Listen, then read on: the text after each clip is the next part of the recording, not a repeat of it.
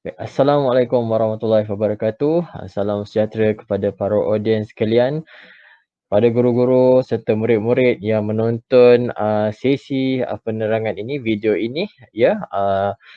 Sudah lama saya tak ke udara sebab kita ada tugasan-tugasan tertentu, komitmen-komitmen tertentu.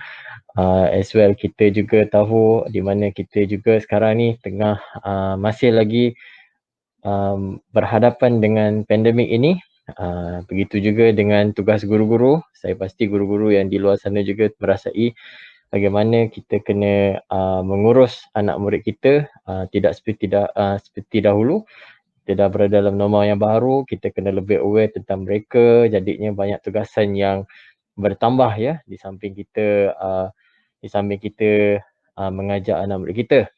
Selain itu, kita juga sudah selesai bercuti penggal ya. Kita dah gunakan masa yang panjang, kita dah gunakan tenaga kita dan masa kita bersama anak murid kita ketika kita berada di sekolah. Jadinya cuti sekolah yang lepas, saya pasti 5 hari itu telah digunakan sebaik mungkin oleh guru-guru, murid-murid, dan pada minggu ini kita dah mula fresh dan start semula, start engine untuk menghadapi baki persekolahan ya, baki tahun 2020 ini ya. Dan kita juga dah kurang daripada seminggu untuk menyambut Hari Kemerdekaan. Kita nak fokus pada sesi penerangan pada malam ini.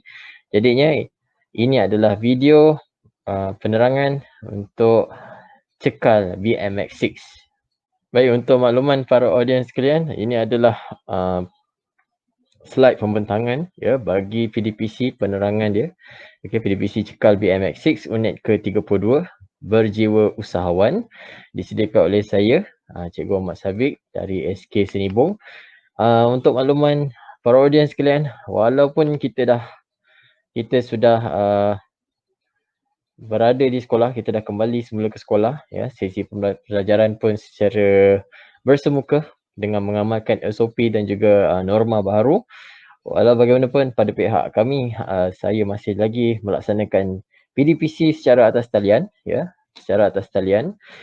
Okey, di mana ada beberapa tugasan yang kita akan laksanakan di dalam bilik darjah dan ada juga aktiviti yang kita laksanakan di luar bilik darjah ya, bergantung kepada kita punya aktiviti yang kita rancang untuk unit ini.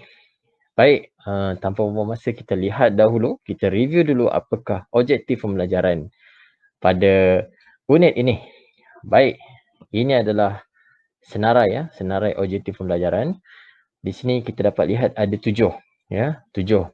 Kalau tuan-tuan dan puan-puan sekalian dapat perasan perasan pada sebelum ini saya punya objektif pembelajaran ada 4, kadang-kadang ada 5 ya ketika tempoh MCO tersebut. Walau bagaimanapun apabila sekolah dibuka kita adakan aktiviti bersemuka dan mereka juga boleh melaksanakan perbincangan walaupun tidak melakukan kumpulan, tak buat kumpulan, tetapi mereka masih boleh berbincang dengan mengamalkan penjarakan sosial, penjarakan fizikal. Jadinya di samping itu mereka juga boleh melaksanakan aktiviti pembentangan ya, sebab kalau kita lihat apakah barrier utama untuk pembelajaran atas talian ni, yang pertamanya adalah kita nak berkomunikasi itu susah dan buat aktiviti kumpulan juga susah, dan apatah lagi untuk mereka membentangkan hasil perbincangan ya. Jadinya apabila MCO ni sudah kita dah dalam fasa pemulihan ini, jadinya kita dah menambah semula ya, kita dah menambah semula objektif kita supaya dia dapat cover dia dapat boleh merentas keseluruhan kemahiran bahasa Melayu. Jadinya kita lihat dalam objektif yang pertama, mereka akan bercerita tentang bahan grafik dengan sebutan dan intonasi yang betul mengikut kefahaman murid. Ia merangkumi SP 1.52. Seterusnya mereka akan mencari maklumat daripada pelbagai sumber dan memindahkan dalam bentuk grafik. Ia merangkumi SP 2.53 dan 2.52 ya. Seterusnya apabila mereka dah mencari, mereka dah memindahkan dalam bentuk grafik, mereka dikehendaki membentangkan maklumat yang telah dikumpul kepada rakan-rakan. Ia merangkumi SP 1.61. Seterusnya, mereka akan menjawab soalan pemahaman berdasarkan petikan yang dibaca yang merangkumi SP 3.33. Seterusnya, kita akan teruskan dengan aktiviti menulis ya. Sebenarnya kalau tengok baik-baik ia campuran ya, ada aktiviti dengan tutur, ada aktiviti membaca, okey, ada juga aktiviti menulis. Dan ini ialah fasa di mana mereka akan melaksanakan aktiviti menulis, kemahiran menulis, di mana mereka akan mengimlak petikan yang dibaca oleh guru dengan ejaan yang betul. Ia merangkumi SP 3.42. Seterusnya, kita teruskan dengan aktiviti membina rangka karangan berdasarkan maklumat yang terdapat dalam bahan. Ia merangkumi dua aspek iaitu 2.62 dan juga 3.34. Dan yang terakhir, apabila dah selesai membina rangka karangan, mereka akan menulis karangan lengkap berdasarkan bahan yang telah dibincangkan, yang telah dibentukkan dalam bentuk rangka karangan. Ia merangkumi SP 3.61. Ya. Baik, kalau tuan-tuan dan puan-puan semua dapat lihat, kalau kita dapat lihat pada guru-guru bahasa, kalau dapat lihat di sini bagaimana kita cuba kita cuba melaksanakan sesi pembelajaran ini ya secara holistik, terbuka dan meluas. Kita tidak lagi nak fokus melatih satu kemahiran semata-mata, dua kemahiran semata-mata, tetapi dalam aktiviti yang kita rangka itu, kita cuba cari di manakah aktiviti itu berkaitan dengan SP kita. Sebab kita kalau boleh dalam jangka masa bulan 8 ini sehingga bulan 12 ni kita nak mula mentaksir murid, khususnya tahun 6 sebab tahun 6 ni nanti mereka akan bersedia untuk ke sekolah berasrama. Jadinya kalau kita tak melaksanakan penilaian ataupun pentaksiran yang betul ataupun pentaksiran yang sesuai jadinya nanti kita akan terburu-buru, sedangkan kita boleh melaksanakan pentaksiran tersebut berdasarkan dengan melaksanakan aktiviti berasas kepada objektif, dan objektif itu juga mesti relate dengan SP yang kita yang telah dibekalkan kepada kita. Apatah lagi sekarang ni kita dibekalkan dengan dokumen penjajaran, jadinya guru-guru ada authority untuk merangka manakah kemahiran yang prioritize dan juga kemahiran yang kita boleh gabung jalin ya. Jadi kita nak teruskan aktiviti yang pertama. Baik, aktiviti yang pertama di mana mereka akan membaca maklumat dalam petikan cerita bergambar. Seterusnya murid akan menceritakan maklumat mengikut kefahaman murid. Kalau murid-murid ini ada buku teks nak buat rujukan di rumah, contohnya mereka sebagaimana kita tahu pada pihak kami masih mengamalkan pembelajaran di bilik darjah dan di luar bilik darjah, jadinya tugasan ini boleh dilaksanakan di rumah dengan melaksanakan aktiviti rakaman video. Dan untuk rujukan mereka boleh rujuk muka surat 183 buku teks bahasa Melayu tahun 6. Baik, seterusnya kita lihat kepada aktiviti yang kedua dan aktiviti yang ketiga. Aktiviti yang kedua dan ketiga ini, apa yang mereka perlu buat, murid akan mencari maklumat daripada pelbagai sumber berkaitan dengan idea aktiviti perniagaan. Maksudnya kat sini, mereka akan cari pelbagai sumber, mereka kena cari dekat internet, yang paling hampir sekali internet lah sebab kita mengamalkan pembelajaran teradun, jadinya sumber premier dalam bilik darjah ketika itu adalah laptop dan internet akses. Jadinya mereka akan cari maklumat berkaitan dengan aktiviti perniagaan. Maksudnya kat sini, walaupun idea perniagaan itu kita adakan tajuk pada guru-guru yang mendengar video ini, walaupun kita bagi dia tajuk, kita kena pegang murid ini adalah murid darjah 6, murid sekolah rendah. Pada tahap ini juga mereka memerlukan panduan, apatah lagi kita sebagai orang dewasa. Sebagai orang dewasa pun kalau kita membuat persembahan PowerPoint ketika pembentangan thesis ataupun pembentangan jurnal, artikel ataupun kita masuk conference, kita ada template-template yang mereka akan highlight. Jadi begitu juga dengan kita akan sediakan apakah maklumat-maklumat yang mereka perlu sediakan dan mereka akan cari maklumat berdasarkan panduan yang kita bagi di situ secara tak langsung murid-murid ini dilatih kemahiran untuk mencari maklumat. Seterusnya mereka juga dapat merasai macam mana pembelajaran sekurang-kurangnya sedikit pembelajaran andragogi di mana mereka mencari maklumat, buat bahan dalam slide pembentangan PowerPoint dan membentang seterusnya. Baik, seterusnya murid akan menyediakan slide persembahan dalam Google Slide. Kita tidak lagi menggunakan Microsoft PowerPoint sebab kita tahu ada kekangan di situ. Jadi kita guna slide Google Slide lebih mudah sebab dia bersifat cloud. Seterusnya pelaksanaan aktiviti ini dilaksanakan di dalam bilik darjah. Kalau dulu bila masa MCO susah, mereka kena cari, lepas tu mereka kena himpunkan dekat dalam Padlet. Jadinya bila mereka dah kembali ke sekolah, jadinya mereka lebih mudah untuk mencari maklumat dan aktiviti sebegini boleh dilaksanakan di dalam bilik darjah.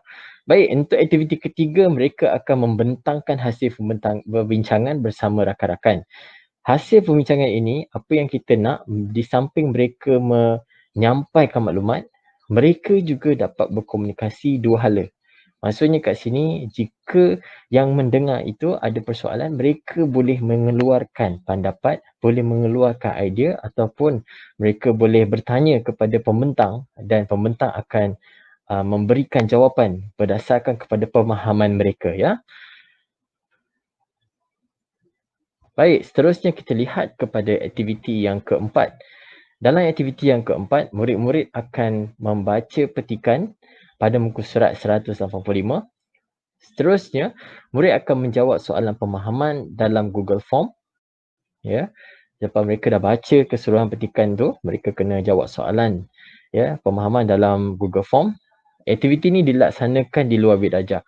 Maksudnya kat sini, bila mereka dah baca semua, mereka terus jawab di bilik, di rumah lah. Kita tak bincang dalam bilik darjah. Bergantung kepada keperluan. Walau bagaimanapun, kita juga akan laksanakan aktiviti langsung dalam halaman YouTube untuk sesi perbincangan. Maksudnya kat sini, mereka dah jawab dulu ataupun ada murid yang belum menjawab. Mereka akan bersama-sama dengan saya untuk menjawab soalan pemahaman ini. Jadinya saya jemput kepada para audiens yang ada anak-anak yang berusia dalam lingkungan sekolah rendah gitu. Even darjah 3 pun kalau nak dengar pun tak ada masalah sebab saya di dalam ketika PDPC mengajar tahun 3 pun saya galakkan murid-murid ini menjawab soalan pemahaman tetapi ikut pada level mereka. Jadi aktiviti langsung ini kita akan laksanakan di halaman YouTube. Baik, seterusnya aktiviti yang kelima, kita dah masuk kepada kemahiran yang lain iaitu kemahiran menulis. Kemahiran menulis, aktiviti yang kelima ini adalah mereka akan mendengar rakaman audio petikan tentang aktiviti keusahawanan. Mereka akan mendengar. Seterusnya, mereka akan menulis semula petikan tersebut mengikut rakaman audio yang kita dah dengarkan kepada mereka. Ini adalah aktiviti mengimla. Aktiviti mengimla adalah aktiviti di mana murid ini akan mendengar, akan mendengar apa yang cikgu sebut, apa yang cikgu baca dan mereka akan tulis semula. Seingat saya kalau ini lebih mudah sebab mereka hanya kena salin semula kan. Jadinya mudah, cuma ia bergantung pada kecakapan murid dalam aktiviti untuk mengeja, macam mana kecakapan dia menangkap menangkap kataan yang didengari.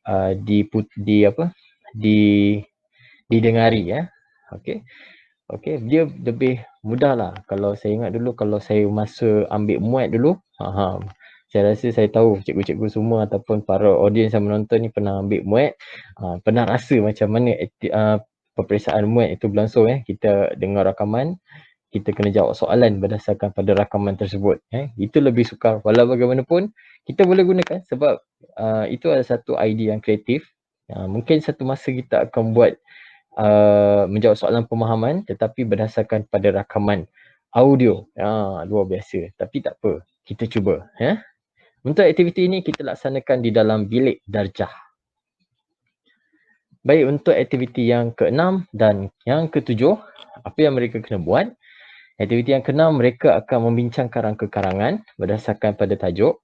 Mereka akan buat aktiviti ini dalam Google Slide. Mereka akan cari membuat rangka karangan, mereka akan berbincang, seterusnya mereka akan bentang. Mereka akan bentang.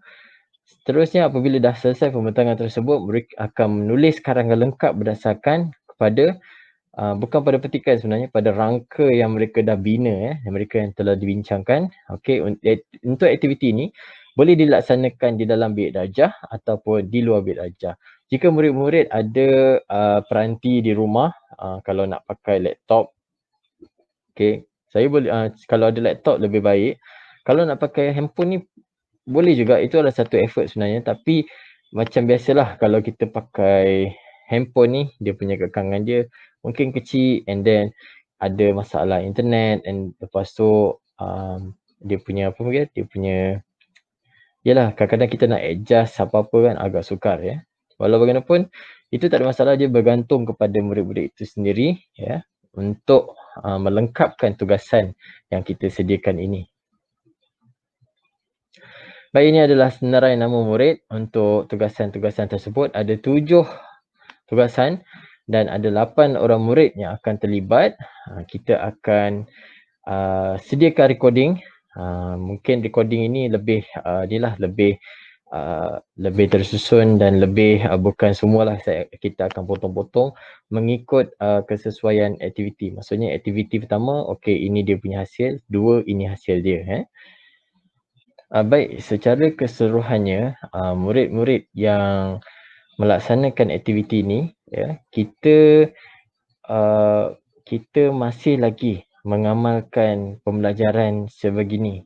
Maksudnya kita ini pembelajaran menggunakan TMK, tetapi kalau tuan-tuan dan puan-puan semua lihat, audiens semua lihat, dengan adanya kerangka, dengan adanya tugasan, dengan adanya planning, mereka ini sedang belajar menerusi teknologi tersebut. Sebab tu kita bila buat aktiviti pembelajaran yang macam ini, yang berasaskan blended learning begini, kita kena tahu, di samping kita tahu objektif, di samping kita tahu apakah SP dia, lepas tu apakah aktiviti yang mereka buat, kita juga kena tahu apakah teknologi yang mereka gunakan.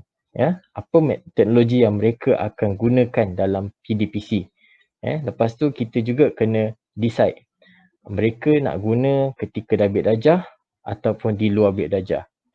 Secara tidak langsung, apa yang kita laksanakan ini adalah pembelajaran teradun. Apabila pembelajaran teradun ni, dia ada 2 mode. 2 mode di mana asynchronous dan juga asynchronous. Synchronous blended learning berlaku apabila mereka melaksanakan aktiviti PDPC integrate dengan teknologi di dalam bilik darjah. Maksudnya dalam bilik darjah, dia teknologi, dia buat aktiviti dalam bilik darjah, itu adalah synchronous blended learning. Tetapi apabila di luar bilik darjah, bila di rumah, mereka menerima tugasan melalui pengintegrasian teknologi itu, mereka belajar melengkapkan tugasan, itu adalah blended learning secara asynchronous di dua bilik darjah. So benda ni kita laksanakan berterusan sebab murid-murid ini adalah zaman dia di mana murid-murid ni ada hak terhadap teknologi. Jadinya sebagai guru kita tak boleh kita guna secara traditional method, tapi jika ada peluang, ini saya punya quote, jika ada peluang untuk menggunakan teknologi, gunakanlah semaksimumnya. Sebab kenapa? Sebab kita ada peluang, kita ada peluang untuk menggunakannya. Jadinya dalam menggunakan teknologi menggunakan teknologi untuk PDPC ini, apa yang kita nampak murid-murid ini dari segi sikap, lepas tu dari segi komunikasi, lepas tu dari segi collaboration, lepas tu dari segi leadership, kita dapat lihat macam mana murid-murid ini membina dia punya ability, kemahiran tersebut secara perlahan-lahan. Sebagaimana saya pernah beritahu dulu, menggunakan teknologi, menggunakan teknologi, kita tak dapat fast result. Okey? Kita takkan dapat fast result. Okey? Tapi bila kita menggunakan teknologi, kita kena tahu apa yang kita bekalkan kepada mereka. Macam saya lebih membekalkan kepada aspek-aspek humanistik dan juga kemahiran. So kat situ kita latihlah kemahiran bahasa mereka, kemahiran bahasa merangkumi lengan tutur, lepas tu membaca, lepas tu menulis. So jadinya kita menggunakan teknologi membantu kita untuk murid-murid ini melaksanakan tugasan, membina pengetahuan, membina kemahiran, membina apa lagi? Membina keyakinan diri melalui penggunaan teknologi ini. Jadinya tak salah kita menggunakan teknologi, yang penting kita kena plan elok-elok. Baiklah, kepada para audiens semua, kita sudah sampai ke penghujung sesi penerangan kita.